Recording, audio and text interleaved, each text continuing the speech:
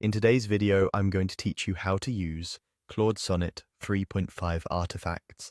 By the end, you'll know exactly how to switch the feature on and start generating rich, live updating outputs right alongside your chat. Start by opening your browser and heading to Claude AI. If you're prompted, sign in so your settings can be saved to your account or workspace. Once you're on the main chat screen, look to the bottom left corner and click your profile icon. That opens a small menu where you can access your preferences. From there, choose Settings to open the full Settings panel.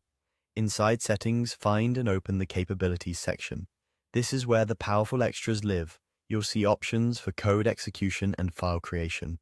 Turn both of these on.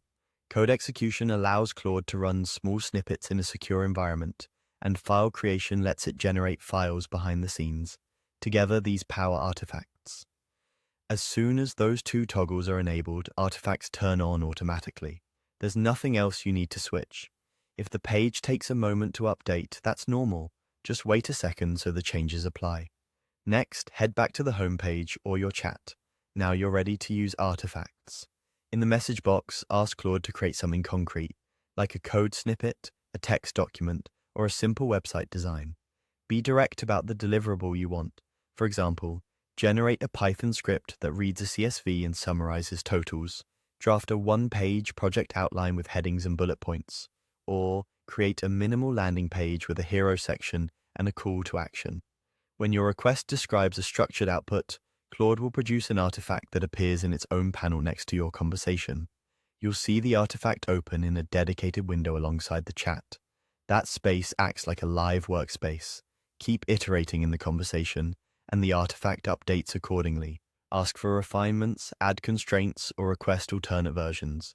You can keep the dialogue going while watching the artifact evolve in real time. If you don't see the artifact appear, double-check that code execution and file creation remain enabled in capabilities, then try a fresh chat and a prompt that clearly calls for a concrete, generative output. Also, avoid pasting any sensitive information in your requests. Artifacts are meant for shareable, reproducible work. That's it.